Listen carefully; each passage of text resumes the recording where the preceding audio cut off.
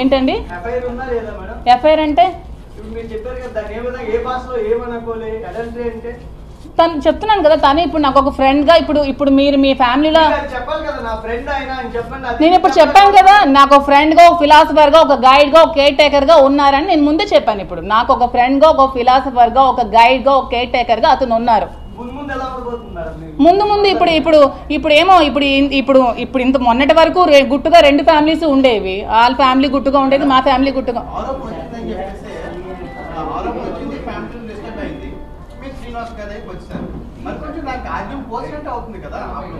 ఆద్యం పోసినట్టు అంటే ఇప్పుడు మా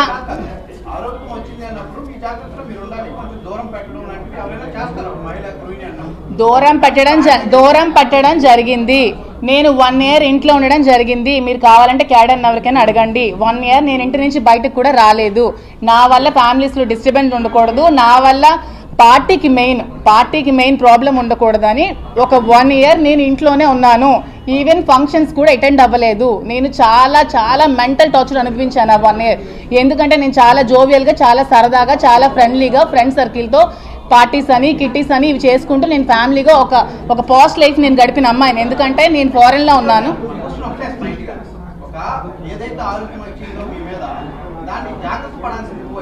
అదే చెప్తున్నాను, నేను ఒక 1 year జాగ్రత్త పడ్డాను. నేను 1 year ఇంట్లోనే ఉన్నాను. అయినా సరే ఆవిడ నన్ను లైమ్ లైట్ లోకి ఆవిడే పుల్ చేసింది, నన్ను లాగింది.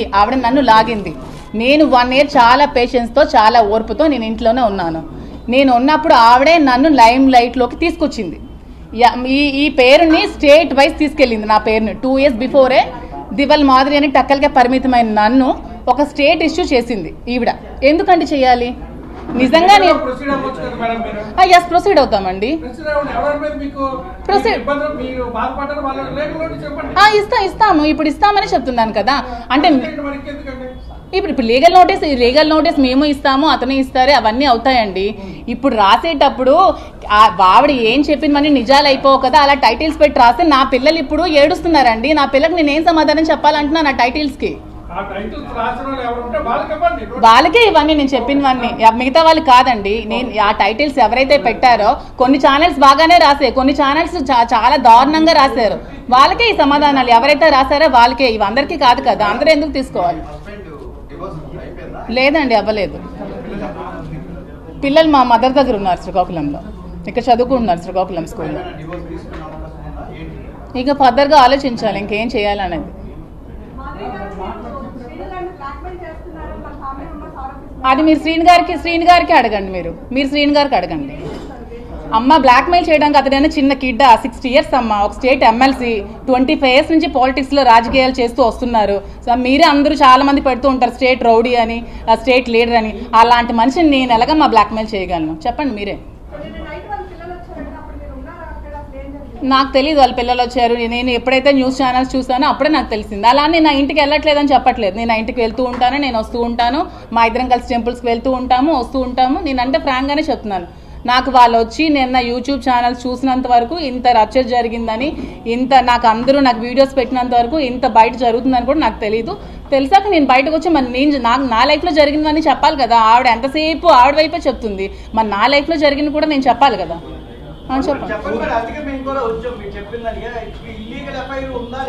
మళ్ళీ మీరు ఇల్లీగల్ అనకండి, దానికి ఇది ఇల్లీగల్ అని మీరు అనకండి.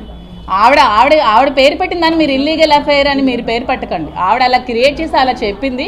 ఇప్పుడు నాకు ఏ దిక్కు లేక నేను కలిసి ఉండాల్సి వస్తుంది. దాన్ని మీరు ఇల్లీగల్ అంటారో, మీరు ఏమంటారో, మీరు ఏం పేర్లు పెడతారో అది మీ ఇష్టం. నేనైతే ఇల్లీగల్ అని దానికి ఒప్పుకోను. నేను ఆవిడ డైరెక్ట్ గా మా హస్బెండ్ తో కూడా మాట్లాడి చాలా అసలు ఇంట్లో కూడా చాలా ఇష్యూస్ క్రియేట్ చేసింది ఆవిడ గురించి. మరి మీకు తెలుసో లేదో నాకు తెలియదు. మరి ఆవిడకి ఉన్న ఈ పదవి దాహంతో నన్ను ఒక పావులా వాడుకుంది రాజకీయాల్లో. నన్ను వాడుకొని నన్ను ఇలా చేసింది.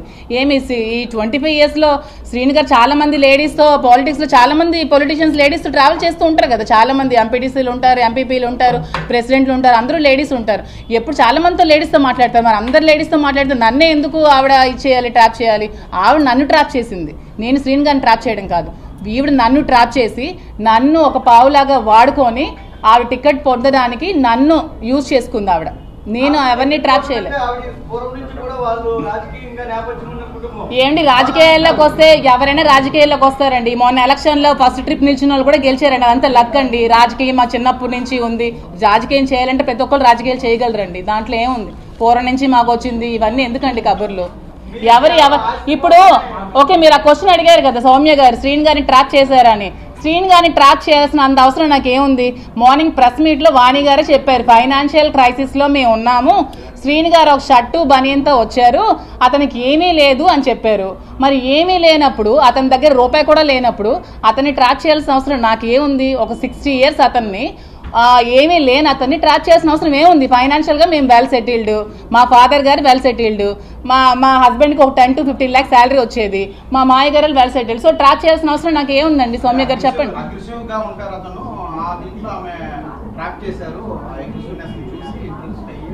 అదేనండి, ట్రాప్ చేయడానికి చిన్నపిల్లలా అని అడుగుతున్నాను నేను. శ్రీని గారు ఏమైనా చిన్న పిల్లడా? ట్రాప్ చేస్తే పడిపోతారు చెప్పండి మీరు. ఆ ట్రాప్ చేస్తే పడిపోయేవాడైతే ఈ 25 yearsలో ఎవరు ట్రాప్ చేసినా పడిపోవాలి కదండి. ట్రాప్ చేస్తే పడిపోయేవాళ్ళు. హిందూ సాంప్రదాయం ప్రకారం పెళ్లి చేసుకొని పిల్లల్ని రోడ్డు మీదకు తోసి వాళ్ళింట్లోనే మమ్మల్ని కాపురం పెట్టమని, వాళ్ళ ముందే మేము కాపురం పెట్టమని ఎక్కడా చెప్పలేదు అని మాత్రం నేను మీకు ఒక్క స్పష్టం చేస్తాను మాధురి గారు. ఎందుకంటే నిన్న ప్రెస్ వాళ్ళు అడగడానికి కొంచెం సమయం దొరికిందో దొరకలేదో తెలియదు, కానీ ఇది సమాజంలో మనం టోటల్గా ఇది వైసీపీ నాయకుడు దువ్వాడ శ్రీనివాస్ గారు చేసినది. ఇది జగన్మోహన్ రెడ్డి గారు ఖండించినా ఖండించకపోయినా ఆంధ్రప్రదేశ్ ప్రజలందరూ చూస్తూ ఉన్నారు. దీన్ని చాలా నిస్సిగ్గుగా ఆమె మాట్లాడుతున్న మాటలకి, ఆమె ఆలోచనకి, ఆమె పెళ్ళయ్యి 3 పిల్లలతో ఉన్నానంటున్నది. మరి ఆమెకున్న పిల్లలు భార్య ఉన్నారు కదా, ఓకే, వాళ్ళిద్దరికీ రిలేషన్షిప్ ఉండొచ్చా, ఇష్టం ఉండొచ్చా, డైవర్స్ తీసుకోండి. డైవర్స్ తీసుకొని వాళ్ళు డైవర్స్ తీసుకొని ఎవరి ఇష్టం వాళ్ళు రిలేషన్షిప్లో ఉండొచ్చు అని సుప్రీంకోర్టు చెప్పింది తప్ప, రిలేషన్షిప్ ఇష్టపడితే రిలేషన్షిప్లో ఉండొచ్చు. భార్య పిల్లలు వాళ్ళు ఉంటుండగా కూడా వాళ్ళని తోసేసి రిలేషన్షిప్లో ఉండండి, లేకపోతే వాళ్ళ ఇంట్లోనే బలవంతంగా దౌర్జన్యంగా ఉండమని ఏ రిలేషన్షిప్ చెప్పలేదని మాత్రం నేను అది ఒక్కసారి ఆర్డర్ కాపీ కూడా క్షుణ్ణంగా చదువుకోండి. మీ బావగారు చాలా పెద్ద అడ్వకేట్ అంటున్నారు, చాలా పెద్ద వాళ్ళు అంటున్నారు, మీ పెద్ద కుటుంబం అంటున్నారు. కనుక కుటుంబంలో స్విచ్ పెట్టి వచ్చి మీరు ఈ విధంగా పెట్టడానికి కూడా జగన్మోహన్ రెడ్డి గారు ముసిముసి నవ్వుతూ ఉంటాడా, లేకపోతే పార్టీ నుంచి ఆయన ఏమైనా సస్పెండ్ చేసి ఆడపిల్లకు అండగా ఉంటాడా? వాళ్ళ అమ్మగారి మాటలు కూడా వాళ్ళ పెద్దవాళ్ళు అమ్మగారి మాటలు కూడా విన్నాం. ఓకే, తప్పులేదు, మీ కుటుంబ కలహాలు కుటుంబం నుంచి. మరి వాణి గారు మేము వద్దంటున్నప్పుడు మీరు డైవర్స్ ఇచ్చి పెద్ద మనుషులు కూర్చొని మాట్లాడవచ్చు. ఓకే, జగన్మోహన్ రెడ్డి గారు కూడా డైవర్స్ ఇచ్చేయండి, ఎలాంటి వాళ్ళు ఉండొద్దు, ఇలాంటి వాళ్ళతో ఎందుకు కాపురం చేసామని అంటున్నారు అని చెప్పి అంత పెద్ద ఆమె అన్నారు. మరి డైవర్స్ ఇప్పించడం, పంపించడం, చెల్లెల్ని వదిలేయడం, తల్లిని వదిలేయడం, అవసరానికి వాడుకోవడం, అవసరానికి ఎవరిని తోసేయడం అనేది జగన్మోహన్ రెడ్డి గారి నైజమే. దాంట్లో తప్పులేదు. ఆ పార్టీలో ఉన్నవాళ్ళు చాలామంది ఉన్నారు. ఎందుకంటే నేను చూసాను, మన అవంతి శ్రీనివాస్ గారు ఒక అరగంట వస్తే చాలు అని చెప్పి ఆడియో చూసాం. అలాగే మన అంబటి రాంబాబు గారు ఒక గంట వస్తే చాలు అని చూసాం. ఇవన్నీ కూడా ఈ వైసీపీకి ఒక నైజం. ఈ నైజంలో దువ్వాడ శ్రీనివాస్ గారు ఈజ్ ఎ బిగ్ లీడర్. పార్టీకి మూలస్తంభం జగన్మోహన్ రెడ్డి గారి తర్వాత శ్రీకాకుళం జిల్లాకి. మరి ఆ భార్యాభర్తల గొడవల్లోకి నేను వెళ్ళట్లేదు, కానీ ఆమె రోడ్డు మీదకి వచ్చి ఆ రాత్రంతా పాప మా పిల్లలతో ఉంటుంటే ఆ మాట్లాడుతున్న మాటలకు బాధ అనిపించి నేను ఈ విషయం ప్రస్తావించడం జరిగింది. కనుక జగన్మోహన్ రెడ్డి గారు ఏం చేస్తారు, పార్టీ నుంచి ఏ చర్యలు తీసుకుంటారు, వాణి గారి పిల్లలకి ఏం సపోర్ట్ చేస్తారో చూద్దాం. మరి వాళ్ళ అమ్మగారు చెప్పిన మాట ప్రకారం మామూలుగా ఇండివిజువల్గా ఎవరైనా ఉంటే డైవర్స్ తీసుకొని ఏదైనా చూసుకొని చేయొచ్చు, కానీ ఈ విధంగా మాధురి గారు మాట్లాడిన మాటలకి వాళ్ళ కుటుంబం కానీ వీళ్ళ కుటుంబం కానీ ఇద్దరు విడిపోయిన తర్వాత మీరు ఏదైనా చేసుకోండి, రిలేషన్షిప్ ఉండండి, కానీ ఇది మన సమాజంలో సిగ్గుచేటు. ఎందుకంటే ఒక పార్టీలో ఉంటూ ఈ విధంగా మనం అంటే రేపు రాబోయే తరాలకు మనం ఓటేయమని ఏం చెప్తున్నాం మన మహిళలకి? మన రాబోయే తరాలకు ఏం చెప్తాం? మీరు పవన్ కళ్యాణ్ గారి కోసం మాట్లాడేది, పవన్ కళ్యాణ్ కోసం మాట్లాడేది అన్ని పెళ్ళిళ్ళు అని చెప్పిన మాటలు మాట్లాడేది అంటే మీ దగ్గర అన్ని తప్పులు పెట్టుకొని మీరు పవన్ కళ్యాణ్ గారి కోసం మాట్లాడే ఆయన నీతికి నిజాయితీకి మారుపేరు. ఆయన చెప్పిన మాట ప్రతి దానికి కూడా ఆయన అఫీషియల్గా డైవర్స్ తీసుకొని చక్కగా వాళ్ళ కుటుంబాన్ని ఎవరికి కూడా ఇబ్బంది రాకుండా చేశారు.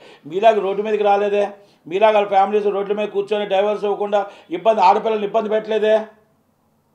జగన్మోహన్ రెడ్డి గారు మరి దీనికి సమాధానం చెప్పాల్సిన బాధ్యత జగన్మోహన్ రెడ్డి గారికి ఉంది. ఎందుకంటే ఇది పార్టీ వ్యవహారం కాదు, పబ్లిక్ డొమైన్లోకి వచ్చింది కాబట్టి మేము అడగడానికి అందరికీ రైట్ ఉంది.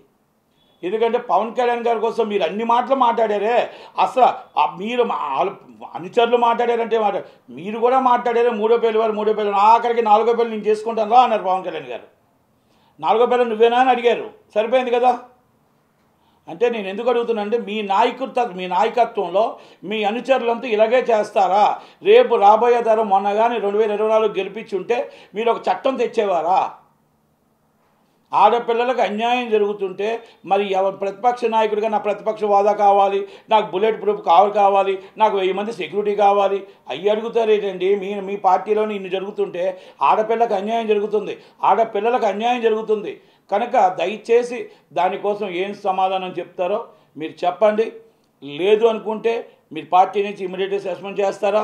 లేకపోతే ఆడపిల్లకి అన్యాయం చేస్తే మేము చూస్తూ ఊరుకుంటాం, మా పార్టీ ఇంతే, మా పార్టీ విలువలు ఇంతే అని మీరు అంటారనేది మీ విజ్ఞతగా వదిలేస్తున్నాను జగన్మోహన్ రెడ్డి గారు. ఓకే. అలాగే విశాఖపట్నంలో ఎమ్మెల్సీ ఎలక్షన్ నడుస్తుంది. ఎమ్మెల్సీ ఎలక్షన్లో 830 ఓట్లు ఉన్నాయి. ఓకే. ఈరోజు మొత్తం బెంగళూరులో పెట్టండి, మైసూర్లో పెట్టండి, ఇంకొకటి పెట్టండి, మీరు ఎక్కడైనా పెట్టండి క్యాంపింగ్లు. ఒక బొత్స సత్యనారాయణ గారి దగ్గర మొత్తం టోటల్గా మీరు విజయనగరంలో వదిలిందంతా కూడా ధనం కానీ ఇంకోటి కానీ అన్నీ ఆయన దగ్గర ఉన్నాయి కాబట్టి ఆయనకి ఎమ్మెల్సీ సీట్ ఇచ్చారు. అలాగే టీడీపీ పార్టీ నుంచి ఎమ్మెల్సీ సీట్ అనౌన్స్ చేస్తారు. కనుక ఎట్టి పరిస్థితుల్లో కూటమి గెలుస్తుంది అని ఎందుకు చెప్పగలుగుతున్నానంటే అక్కడ ప్రతి వాళ్ళు అభివృద్ధి కోరుకుంటున్నారు, అరాచకం కోరుకోవట్లేదు. ఒకప్పుడు మీకు భయపడి, పార్టీకి భయపడి, మీరు ఎక్కడ ఏం చేస్తారని భయపడి వాళ్ళతో పాటు ఉన్నారు. అందుకనే ఎంపీటీసీలు జెడ్పీటీసీలు అందరూ కూడా మూకుమ్మడిగా మొత్తం టోటల్గా కూటమి పార్టీలో జాయిన్ అవ్వడానికి సిద్ధంగా ఉన్నారు. నేను విశాఖ జిల్లా వాసిగా, చోడవరంలో నాకున్న డియర్ వాసిగా, నాకున్న సంబంధాలు, నాతో 40 మంది 50 మంది నాతో టచ్లో ఉన్నారు, పార్టీతో కూడా టచ్లో ఉన్నారు. మీరు ఎక్కడ వాళ్ళ ఫోన్లు లాక్కున్నా మాతో టచ్లో ఉన్నారు. కనుక దయచేసి ఎలక్షన్లో మాత్రం దాదాపు 740 ఓట్లతో కూటమి గెలుస్తుంది. నాయకత్వం చంద్రబాబు నాయుడు గారు ఏ పార్టీ ఎవరిని పెట్టినా కూడా, కానీ పీలా గోవింద్ గారికి ఇస్తే బాగుంటుంది నా వ్యక్తిగత అభిప్రాయం. ఎందుకంటే ఆయన చాలా మంచివాడు. ఆయన ఆల్రెడీ సీటు మన ఈస్టింగ్లో జనసేనకి వెళ్ళిపోయింది. కనుక అలాంటి వ్యక్తికి ఇస్తే బాగుంటుంది అనేది నా వ్యక్తిగత అభిప్రాయం. పార్టీ ఏ నిర్ణయం తీసుకుంటే ఆ పార్టీకి ఆ నిర్ణయం కంపల్సరీ అందరూ వర్క్ చేసే పరిస్థితి ఉంటుంది. కనుక ఎమ్మెల్సీ ఎలక్షన్స్లో ప్రతి ఒక్కరు అభివృద్ధి కోసమే జెడ్పీటీసీ, ఎంపీటీసీ, సర్పంచులు అందరూ కూడా ఓటు వేయటానికి, కూటమికి వేయటానికి సిద్ధంగా ఉన్నారు. అభివృద్ధి కావాలి, చంద్రబాబు నాయుడు గారి నాయకత్వం కావాలి, పవన్ కళ్యాణ్ గారి నాయకత్వం కావాలి. కనుక మీరు ఎవరి పార్టీ ఏది గెలిచినా ఏది వచ్చినా ఇక్కడ అభివృద్ధి కావాలి. ఒక జగన్మోహన్ రెడ్డి గారి అరాచకం అనేది ఇంకా ఆ భయం నుంచి బయటకు వచ్చి ఓటు వేద్దామని డిసైడ్ అయిపోయారు. బొత్స సత్యనారాయణ గారికి ఓటమి తప్పదు, అది ముందే చెప్తున్నాం.